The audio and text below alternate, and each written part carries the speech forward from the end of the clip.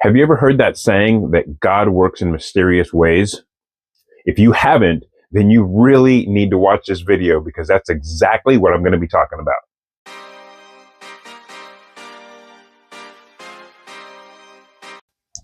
Hey guys, welcome back to My Best Version of Me. My name is Coy.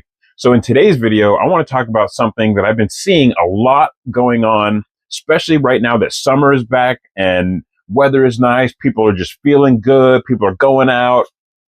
And that is slowing down when you're out in traffic.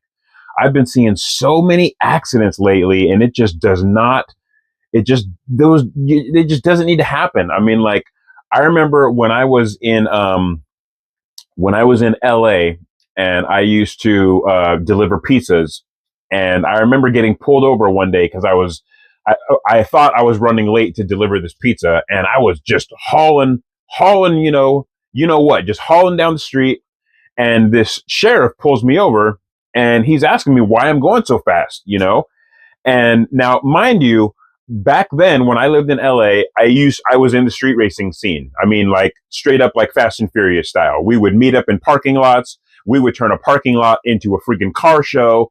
And then we would go out and race in secret locations and stuff like that. And then when the cops showed up with all their flatbed trucks, it would like scatter mode. We'd be out all over the place. So my car was kind of like a natural magnet to cops because it was decked out, lowered, rims, tinted windows, exhaust, intake, headers, everything. And like I was delivering a pizza in my car and hauling balls down the road. And this sheriff pulls me over and he asked me why I'm going so fast. And I was like, man, I'm delivering a pizza for Domino's and, I'm running a little bit late and I'm just trying to get there so the customer doesn't get upset. So he starts telling me all these statistics about, people speeding and all this. And he says, that for somebody like yourself that is speeding, going way over the speed limit, he says that, his statistics show that somebody going that fast would only end up getting to the residence, getting to your destination about 30 to 45 seconds faster than somebody that was just driving the normal speed limit. And that was like a huge eye opener to me, because I was like, dang, like I didn't realize that, I just figured if I'm hauling like that, I would get there, 5-10 minutes faster than the average person. Turns out it's not like that. You only get there like 30 to 45 seconds faster than the person that's just going the speed limit. So yesterday I was DoorDashing and I was heading from, if you're not in this area, you're not going to really know what I'm talking about. But basically the freeway that I was on is 2 lanes going in each direction. So 2 lanes going north, 2 lanes coming south, separated by one of those like 3 feet high center dividers, those concrete center dividers. So I was going, one way, going from Silverdale to Bremerton, about to go pick up 2 orders. And I'm just cruising along on the freeway. And all of a sudden I look over onto like on the other side of on the other side of the guardrail and the opposite in the traffic coming against me. And there's this Prius that hit the guardrail and flipped over and was on its lid. And I literally pulled up like seconds after it happened. And I was in the fast lane. I immediately just pulled over to the center guardrail, threw my hazard lights on, hopped out of the vehicle, jumped the wall, ran over to the vehicle. And by the time I got to the vehicle, there was a whole bunch of other people that had stopped on the freeway, got out of their vehicles, and it all ran up to the vehicle. And we tried the doors. All the doors were locked. We couldn't open the doors. But we can hear the person inside like yelling and screaming and crying. And it was a female. So one of the guys that stopped to help had one of those window breakers and seatbelt cutters. So he told the girl, he says, hey, watch out, I'm going to break your window and we're going to try to get you out. So he broke the window and we were all in there trying to, see if she was okay. I mean, there was blood everywhere, all over the car. There was blood everywhere. And she was crying and screaming frantically. And another person was a nurse, and he crawled in the window on his stomach and was talking to her. She was still strapped in her seatbelt upside down. and he crawled in and he was like, hey, I'm a nurse. And the back window, we broke the back window out, and I was in the back window trying to get the driver's seat to lay all the way flat down, because she was in the passenger seat because we had told her to move over because we're going to smash your window out. So she was in the passenger seat still with her seatbelt on, and I was trying to recline her seat back so we can cut her seatbelt and pull her out the window. And somebody thought that since she was basically in the passenger side, it would be better to go to that side and smash that window out and pull her out that way. So that's what ended up happening. So we ended up pulling her out of the car, and they a few of the bystanders, got her out of the car and made sure that she was okay. And she miraculously was able to walk away. So they walked her over to the other side of the freeway and was, just, making sure that she was okay and everything. And, and I was talking to people. I said, what happened? Like, did she, I mean, I know that she hit the center thing and flipped over, but was she, excuse me, I was like, was she driving on her own, or like what happened? And there was a couple witnesses that were right behind her. Okay, you guys, I don't know what happened right here, but somehow one of my clips of this video got deleted or didn't. I have no idea, but there's a whole clip missing that I figured out during the editing process. So basically what happened after we pulled the girl out of the car and walked her to the other side of the freeway, I started asking around. I was like, hey, did anybody see what happened? Like, did this girl just like, and one of the witnesses said, yeah, she was racing a white Mustang, and they came through the turn, and when they came through this curve, the Mustang did its job and hugged the curve and just took it like a sports car should. And the Prius, she was going about 85, 90 miles an hour. And once she hit the curb, she completely started fishtailing. And one of the witnesses said that she overcorrected this way, overcorrected that way. And then she hit the guardrail. And then that's where I was coming down. She hit the guardrail, and then her car jumped up and flipped over on its lid. And that's where I came in, or that's where I would end up witnessing it from.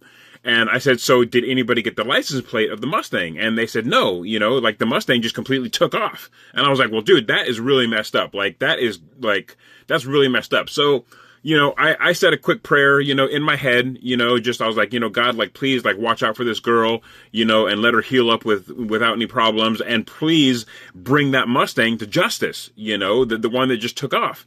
And I said, did anybody get a license plate of the Mustang? And they said, no. They said it was just a white Mustang with gold rims. So they basically, had the girl on the side of the freeway. The ambulance and the fire department was coming and everything. And, at this point, everything was all good, so I was like, hey, is it okay if I leave? Cause I'm a DoorDasher and I'm on my way to go pick up some deliveries. And they said, yeah, you're fine. You can go. We don't need any of your information. It's all good. So I left to go, pick up my deliveries and continue working. And then about 3 hours later, I was on that other side of the freeway heading back from Silverdale to Bremerton now. And I'm on the side of the freeway where the accident happened. So I'm driving along, and right at that spot where the accident happened, traffic started backing up. I could see the tail lights from a distance, and I was like thinking, there's no way that they're still cleaning up that accident.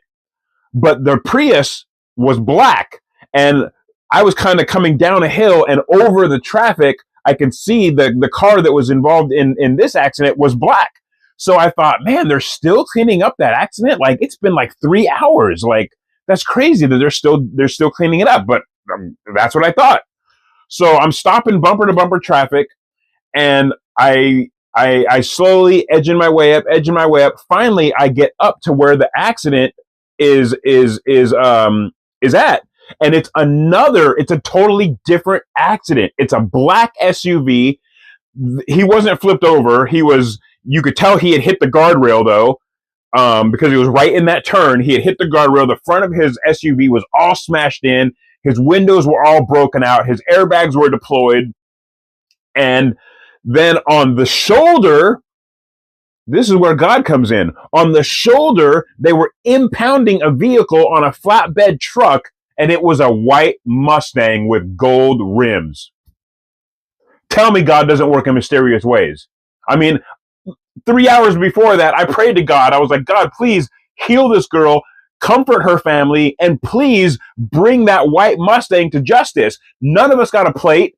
All we know is it's a white Mustang with gold rims. You are the Almighty. You can work supernaturally and you can bring that guy to justice. Now, it sucks that that same driver caused another accident, but this time he didn't get away.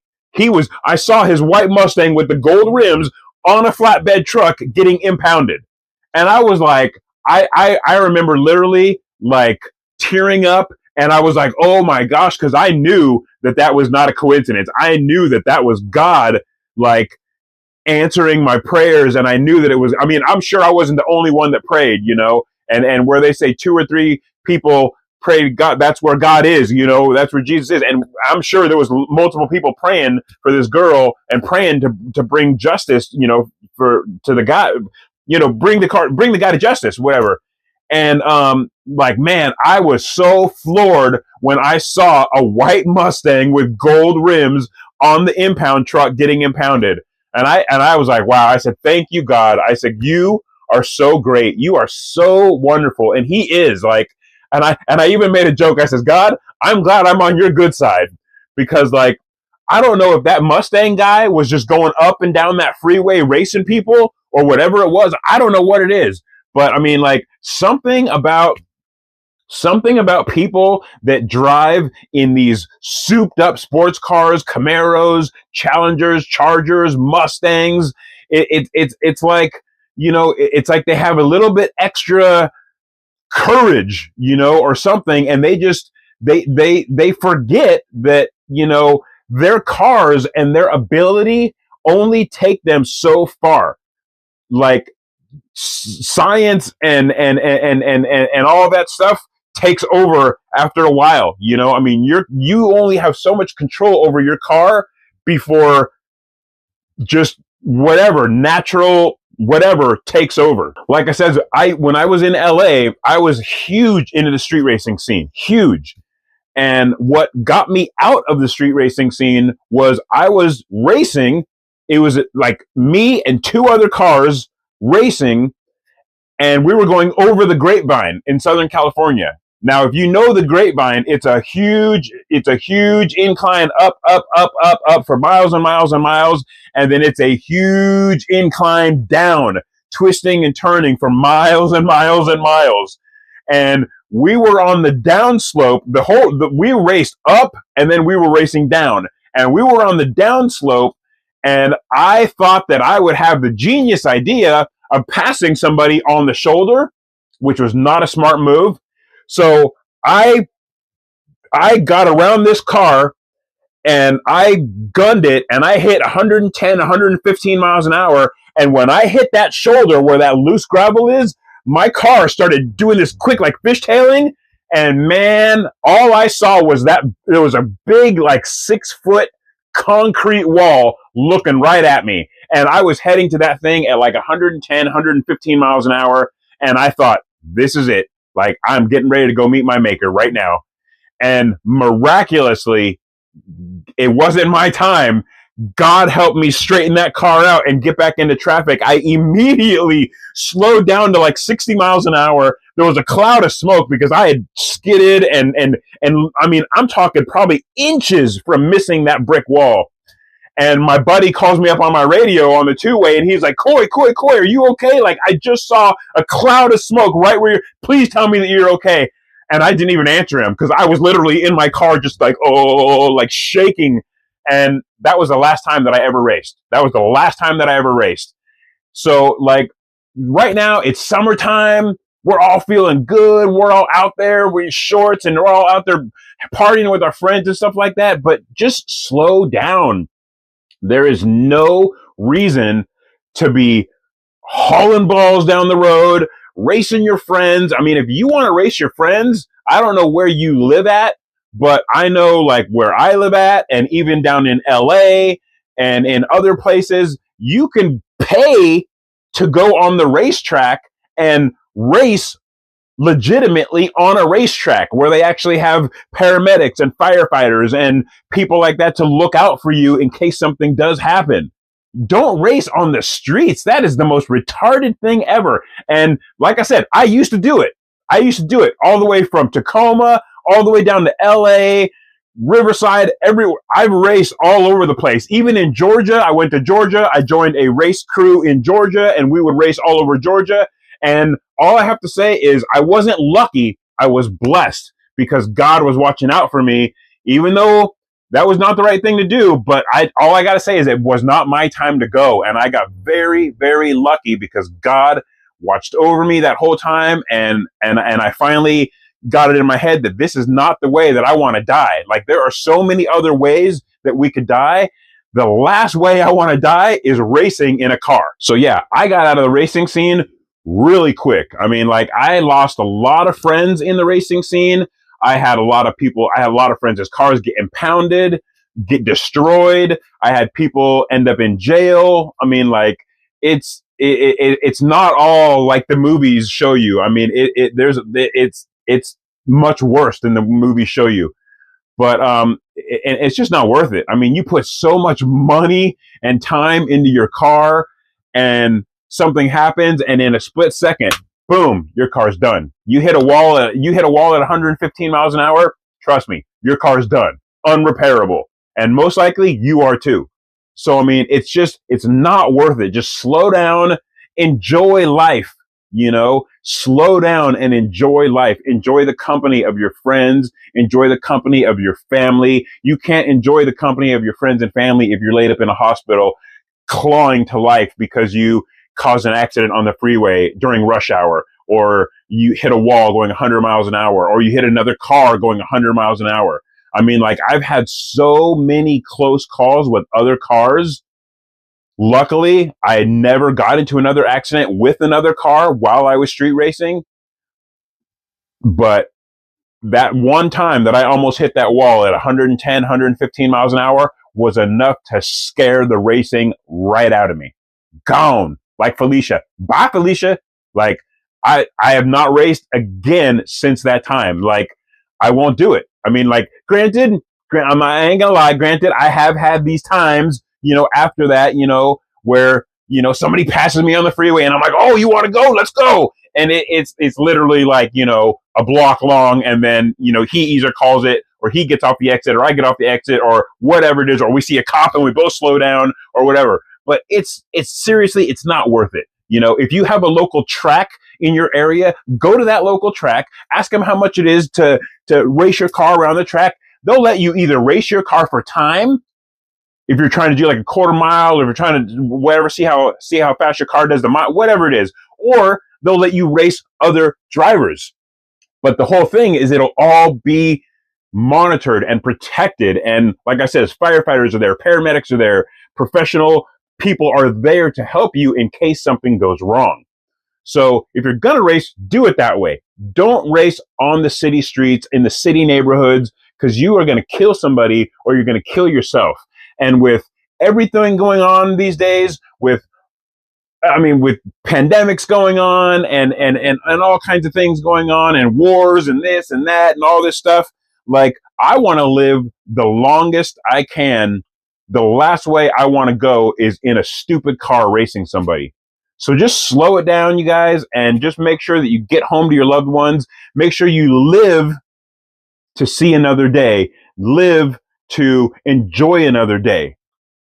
My name is Corey. Thank you so much for watching this video, and I will see you guys in the next one. Don't forget to like and subscribe. Comment below if you've ever raced a car, if you've ever been caught racing, if you decided to get out of racing. Comment below what made you get out of racing. I would love to read your guys' comments and hear what's going on. Thank you so much for watching. Like I said, my name is Coy with my best version of me. I will see you guys in the next video. Peace. Love you out. Love you out. Yeah, I love you out. God bless you guys. See you later.